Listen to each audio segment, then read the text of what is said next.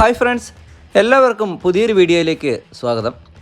ഇന്ന് നമ്മൾ ഒരു യാത്രയിലാണ്. സാധാരണയായി നമ്മൾ പൂക്കളുടെയും ചെടികളുടെയും ഒക്കെ വീഡിയോയാണ് ഇടാറ്. ഇന്നും അതേപോലെ തന്നെ ഒരു വീഡിയോയാണുള്ളത്. ഇത് നമ്മുടെ വീടിൻ്റെ തൊട്ടടുത്ത് തന്നെയുള്ള ഗുണ്ടിൽപേട്ട എന്ന സ്ഥലത്തേക്കാണ് നമ്മളിപ്പോൾ പോയിക്കൊണ്ടിരിക്കുന്നത്. അവിടെയുള്ള ചെണ്ടുമല്ലിത്തോട്ടം കാണുക എന്നതാണ് നമ്മുടെ ഉദ്ദേശം.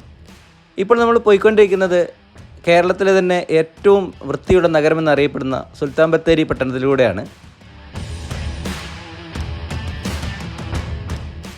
സുൽത്താൻ ബത്തേരി പട്ടണത്തിൻ്റെ ഈ ഒരു വൃത്തിയുടെ കാര്യം പലപ്പോഴായി പല മാധ്യമങ്ങളുടെയും നമ്മൾ കണ്ട ഒരു കാര്യം തന്നെയാണ്. ഇതും ഇപ്പോഴും അതേപോലെ തന്നെ കൃത്യമായി അവരത് തുടരുന്നുണ്ട്. അവിടുത്തെ അധികൃതർ ഈ ഒരു ടൗണിന് ഇപ്പോഴും അതേപോലെ തന്നെ വൃത്തിയായി സൂക്ഷിക്കാറുണ്ട്. സാധാരണ മാധ്യമങ്ങളൊക്കെ ഇത്രയും വാർത്തകളൊക്കെ വരികയും പിന്നീട് അത് നടപ്പിലാക്കപ്പെടാതെ പോവുകയും ചെയ്യാറുണ്ട്. പക്ഷേ ഇവിടെ അങ്ങനെയല്ല. ഈ ഒരു സമയത്തും നിങ്ങൾ ഇത്രയും കാലം കഴിഞ്ഞിട്ടും നമ്മൾ എവിടെ നോക്കിയാലും ചപ്പുചവറുകളോ അല്ലെങ്കിൽ മാലിന്യങ്ങളോ ഒന്നും അവിടെ ഇവിടെ കൂട്ടിക്കിടക്കുന്നത് നമുക്ക് സുൽത്താൻ ബത്തേരി പട്ടണത്തിൽ കാണാൻ കഴിയുകയില്ല. വളരെ വൃത്തിയായി തന്നെയാണ് അവരത് സൂക്ഷിച്ചു കൊണ്ടുപോകുന്നത്.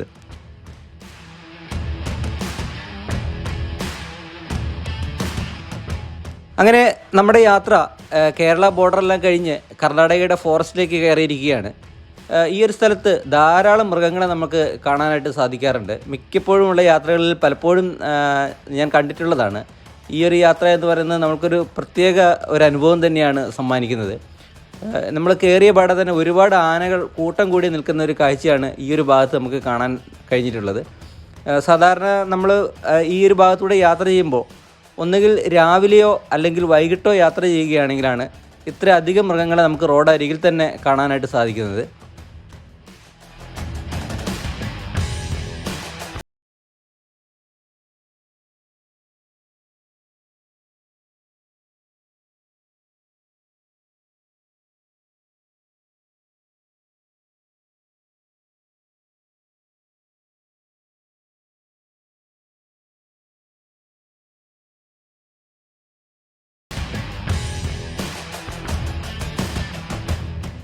ആനയുടെ ആ ഒരു കൂട്ടം കടന്നുപോയപ്പോഴേക്കും അടുത്ത ഒരു കൂട്ടം മാനുകളെയാണ് നമ്മൾ കണ്ടത്.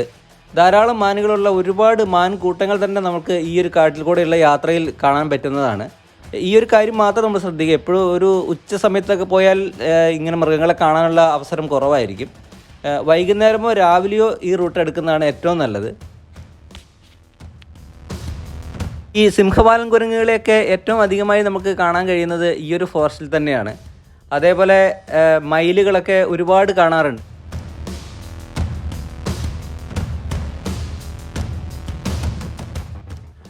അടുത്ത ഒരു മാൻകൂട്ടം കൂടെ നമ്മൾ കാണുകയാണ്. ഇതേപോലെയുള്ള ഒരുപാട് മാൻകൂട്ടങ്ങൾ, ഞാൻ വീഡിയോ ഒരുപാട് ലെങ്തി ആക്കണ്ട എന്ന് വിചാരിച്ചിട്ടാണ് ഇതെല്ലാം ഈ വീഡിയോയിൽ ഉൾപ്പെടുത്താത്തത്. ഇതേപോലെ ഒരുപാട് മാൻകൂട്ടങ്ങളെ നമുക്കവിടെ കാണാൻ സാധിക്കും.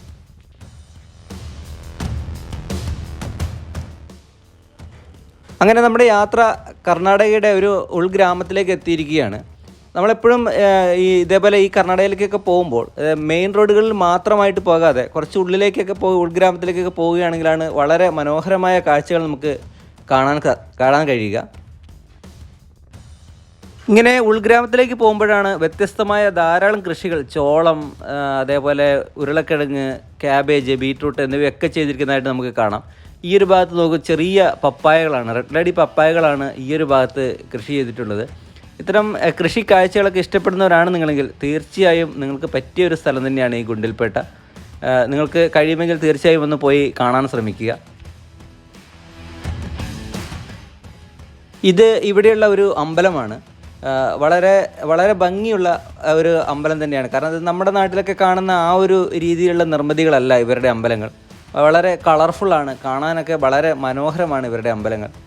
ഈ ഒരു കാഴ്ചകളൊക്കെ നമ്മുടെ ഈ വയനാടിൻ്റെ തൊട്ടടുത്ത് തന്നെ ഏകദേശം ഒരു 50-60 കിലോമീറ്ററിനുള്ളിൽ തന്നെ നമുക്ക് പോയി കാണാൻ കഴിയുന്ന ഒരു കാഴ്ചകളാണ്.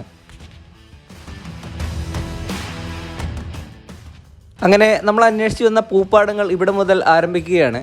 നമ്മൾ ആദ്യമായി കണ്ടത് ഇതേപോലെയുള്ള ഒരു വാടാമല്ലി തോട്ടമാണ്. വളരെ മനോഹരമായ ഒരു കാഴ്ച തന്നെയാണ് ഇത് നമുക്ക് സമ്മാനിക്കുന്നത്.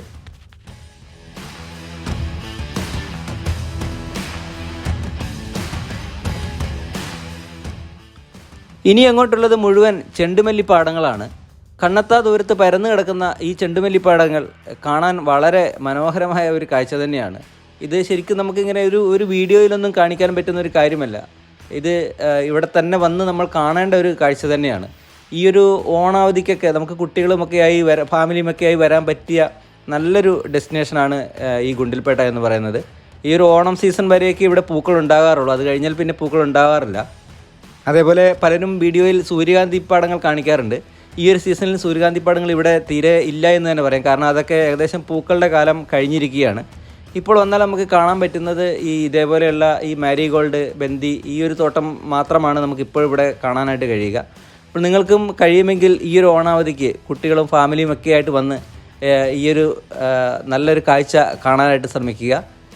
പിന്നെ കുറച്ച് ഉള്ളിലേക്കൊക്കെ പോവുകയാണെങ്കിൽ വളരെ മനോഹരമായ കാഴ്ചകൾ കാണാം. അതേപോലെ മെയിൻ റോഡ് സൈഡിലൊക്കെ ആകുമ്പോൾ ചിലപ്പോൾ നിങ്ങൾ ഫോട്ടോ എടുക്കുന്നതിനും വീഡിയോ എടുക്കുന്നതിനൊക്കെ അവർ പൈസ ചോദിക്കാനൊക്കെ സാധ്യതയുണ്ട്. എന്നാൽ ഇതേപോലെ കുറച്ച് ഉള്ളിലേക്കൊക്കെ പോകുമ്പോൾ അങ്ങനെ പണം മേടിക്കുന്ന ഒരു ഇതൊന്നും നമ്മൾ കണ്ടിട്ടില്ല. അപ്പോൾ എന്നത്തെയും പോലെ ഇന്നത്തെ ഈ വീഡിയോ നിങ്ങൾക്ക് ഇഷ്ടമായി എന്ന് വിചാരിക്കുന്നു. വീഡിയോ ഇഷ്ടമായാൽ ലൈക്ക് ചെയ്യുക, നിങ്ങളുടെ കൂട്ടുകാർക്കായി ഷെയർ ചെയ്യുക, ചാനൽ സബ്സ്ക്രൈബ് ചെയ്യുന്ന കാര്യം മറന്നു പോകാതിരിക്കുക. വീഡിയോ ഇഷ്ടമായില്ലെങ്കിൽ തീർച്ചയായും ഡിസ്ലൈക്ക് ചെയ്യുക. അടുത്തൊരു വീഡിയോയിലൂടെ വീണ്ടും കാണാമെന്ന പ്രതീക്ഷയോടെ ബൈ ബൈ.